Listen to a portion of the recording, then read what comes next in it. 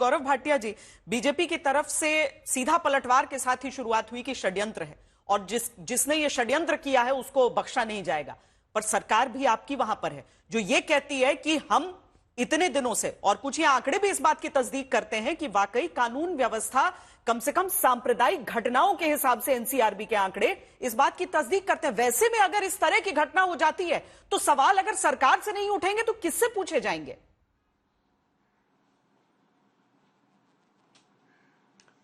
श्वेता जी, मैं तो आपकी बात से पूरी तरह सहमत हूं कि जवाबदेही अगर किसी की होगी तो वो सरकार की होगी। और भाजपा का राष्ट्रीय प्रवक्ता होने के नाते आपके समक्ष आया भी हूं। पहली जिम्मेदारी हमारी जो जनता है उत्तर प्रदेश की, उसके प्रति और दर्शकों के प्रति है। तो पहले मैं ये बता दूं, आपको याद होगा जब समाजवादी पार्टी की सरकार थी तो एक साल में 200 दंगे होते थे और मूक दर्शक बन के बैठे रहते थे अखिलेश यादव जो मुख्यमंत्री थे। और मैं उस पे आऊंगा, लेकिन क्या कार्रवाई हुई है और क्या सख्त बात बोली है मुख्यमंत्री जी ने, वो पहले मैं सारे दर्शकों के समक्ष रखना चाहूंगा। सबसे पहले 30 लोग हिरासत में लिए गए हैं। दूसरी बात है, मुख्यमंत्री जी ने बिल्कुल स्पष्ट कहा है कि जो माहौल बिगाड़ने का प्रयास करेगा उसको बख्शा नहीं जाएगा। और उनका ट्रैक रिकॉर्ड ये है कि अगर किसी ने कानून तोड़ने का प्रयास भी किया तो वो जेल के सलाखों के पीछे जाता है। तीसरी बड़ी बात है जो मुझे लाती है इस बात पे, षड्यंत्र पे, और जो विपक्षी दल हैं जिनकी एक बड़ी संवैधानिक जिम्मेदारी है, वो क्या कर रहे हैं। श्वेता जी ध्यान दीजिएगा, क्या ये सत्य नहीं है? अभी आपने समाजवादी पार्टी के प्रवक्ता का बाइट दिखाया, उन्होंने क्या कहा?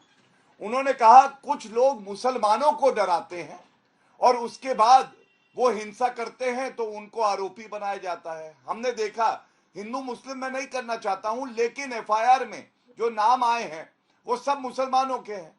अभी तो विवेचना चल रही है, क्लीन चिट कैसे दे रहे हैं सपा के प्रवक्ता, कैसे ये इल्जाम बहुसंख्यक हिंदू पे लगाते हैं जो शांतिपूर्वक मूर्ति विसर्जन करना चाहते हैं कि वो लोग भड़काते हैं मुसलमानों को।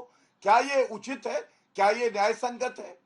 दूसरी बात आप याद करिए, अक्टूबर का बयान है, 1 अक्टूबर या 30 सितंबर का, महबूब अली का, और उन्होंने कहा था अब मुसलमानों की आबादी बढ़ रही है। ये सपा के पूर्व मंत्री रहे हैं। इन्होंने कहा था जब मुगल 800 साल राज करके नहीं रहे तो भाजपा क्या रहेगी। मुसलमानों की आबादी बढ़ रही है, इसका क्या संदर्भ है? आप क्या बताएंगे? मैं समझता हूं लोकतंत्र में शांति बना के हिंदू मुस्लिम सिख ईसाई सब एक साथ रहते हैं। तीसरी बड़ी बात है, ये कहां से आता है मैं आपको बताता हूं। विधानसभा उत्तर प्रदेश याद करिए, योगी आदित्यनाथ जी ने कहा था माफियाओं को मिट्टी में मिला दूंगा, और नेता प्रतिपक्ष अखिलेश यादव थे। उन्होंने कहा ये कैसे कह दिया तुमने, मतलब माफियाओं को मिट्टी में मिला दूंगा कहने पे अखिलेश यादव को दर्द हुआ। और मंगेश यादव जिसका एनकाउंटर अभी कुछ सप्ताह पहले हुआ था, श्वेता जी, अखिलेश यादव का बयान है, उन्होंने कहा यादव जात देख के एनकाउंटर हुआ। तो ये जो प्रोटेक्शन देता है, जिस तरह से आप बचाते हैं अपराधियों को, ये एक प्रवृत्ति है। इसीलिए समाजवादी पार्टी को गुंडा पार्टी मायावती ने कहा था। और मैं इतना ही कहूंगा, जाति और धर्म देख के नहीं, संविधान में जो लिखा है, कानून में जो लिखा है, उसको देखकर कार्य करते हैं योगी आदित्यनाथ जी। और हम सुनिश्चित करेंगे हमारा जो भाई मारा गया है उसके परिवार को इंसाफ मिले। और अगर कोई भी प्रताड़ित करता है हिंदुओं को, पत्थरबाजी करता है, तो कानून व्यवस्था किसी को अपने हाथ में लेने नहीं देंगे, जिसका प्रमाण आपने देखा। ठीक है, जिस किसी भी पक्ष को कोई प्रताड़ित करे तो वहां पर, और बाकी आला अधिकारी भी वहीं पे हैं, और हम ये सुनिश्चित करेंगे शांति बहाल हो। ठीक है गौरव जी, हम शांति बहाल करने के लिए वहां पर पूरी पलटने पीएससी की 3-3 कंपनियां पहुंच गई हैं, बड़े बड़े अधिकारी पहुंच गए हैं, तो अब स्थिति वहां पर दिख रही है। मैं आपके पास लौटूंगी ये सवाल लेकर जरूर कि आमतौर पर इस तरह त्योहारों में ऐसी संवेदनशील जगहों को चिन्हित करके वहां पर तैयारी रहती है, इस बार क्या उसमें कमी थी? ये सवाल जरूर आपके पास आएगा, लेकिन पहले एक एक प्रतिक्रिया हम सबसे लेते हैं। डॉक्टर आशुतोष वर्मा, चूंकि समाजवादी पार्टी के रुख पर और उनके राज पर भी सवाल उठाया है गौरव भाटिया जी ने, इसीलिए मैं चाहूंगी कि ये जो घटना हुई है इसके मद्देनजर क्या देख रहे हैं? नंबर 1 आप, क्योंकि आपकी ही पार्टी के नेता कह रहे हैं कि उकसाया जाता है तो इस तरह की कार्रवाई होती है, तो कहीं ना कहीं आप लोग एक जस्टिफाई भी कर देते हैं। लेकिन मैं उससे पहले अखिलेश यादव जी की एक प्रतिक्रिया सुनाना चाहती हूं, जिसके बाद मैं आपके पास आऊंगी।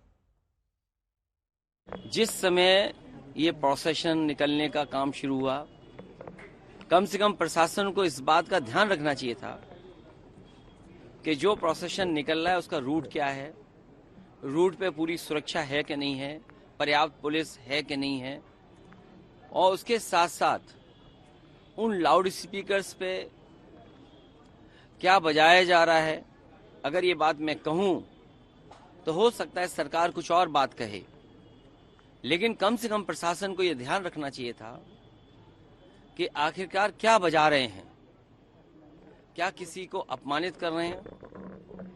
तो ये पूरी जिम्मेदारी शासन की थी, सरकार की थी। शासन की चूक की वजह से इतनी बड़ी घटना हुई, और बहराइच या और जगह जो घटनाएं हो रही हैं उसकी जिम्मेदार अगर कोई है तो शासन है, प्रशासन है, और इनकी बोर्ड की राजनीति है, जिसकी वजह से ये जानबूझ करके करा रहे हैं। कभी किसी के खिलाफ स्टेटमेंट दिलवा देना, कभी टीवी चैनलों पे झगड़ा करा देना, ये इनकी सोची समझी चाल है। मैं जनता से अपील करूंगा कि भारतीय जनता पार्टी की चाल समझिए।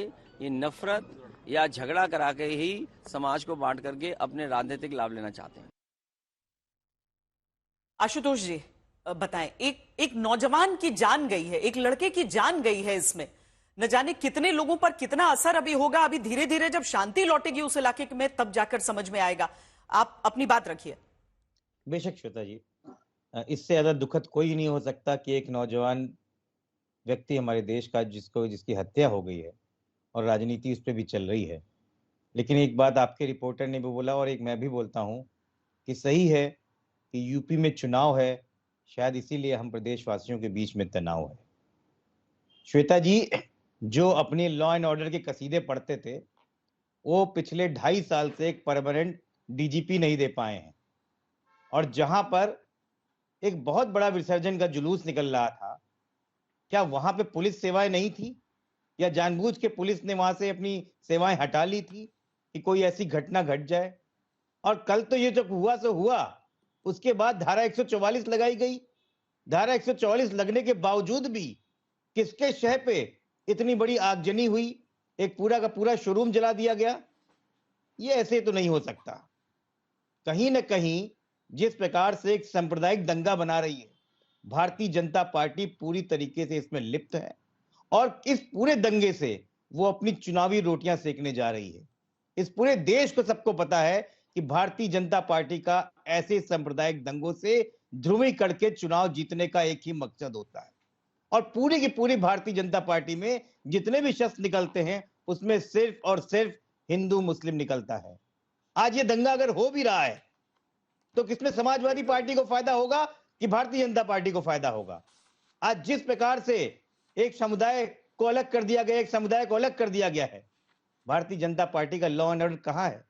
मुझे तो पूरा का पूरा शक है कि भारतीय जनता पार्टी के नेताओं ने यह दंगा होने दिया जिससे आगे आने वाले उपचुनाव में वो अपनी इस पर राजनीतिक रोटियां सेक ले। क्योंकि उत्तर प्रदेश की जनता ने बेरोजगारी, महंगाई, अल्पसंख्यकों को, पिछड़े, दलित में सबने इनको नकार दिया है।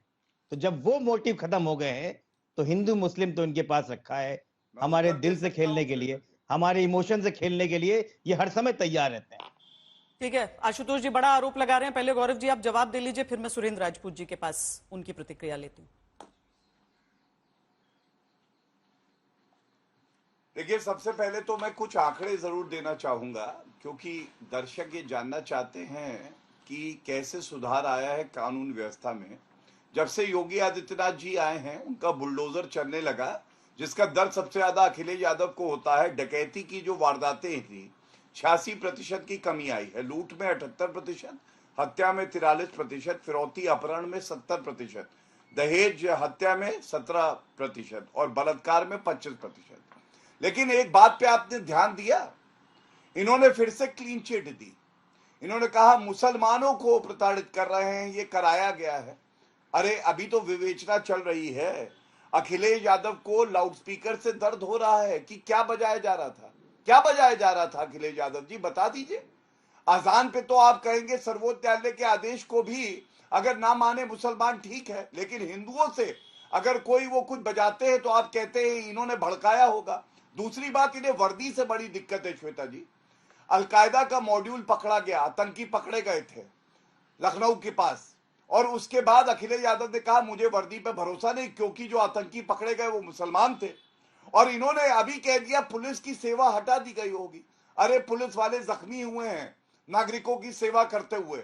ये तो आप अपने जो नेता हैं जिनका धर्म देख के मोहित खान एक नाबालिग का रेप करते हैं, अखिलेश यादव कहते हैं डीएनए टेस्ट कराओ। नवाब सिंह यादव समाजवादी पार्टी के नेता नाबालिग के साथ गलत करते हैं। आपकी नेत्री कहती है रात में नौकरी मांगने गई थी, रात में क्या करने गई थी? गौरव जी, इसी घटना पर हम रहे, क्योंकि ये घटना अपने आप में बहुत दुर्भाग्यपूर्ण है। अभी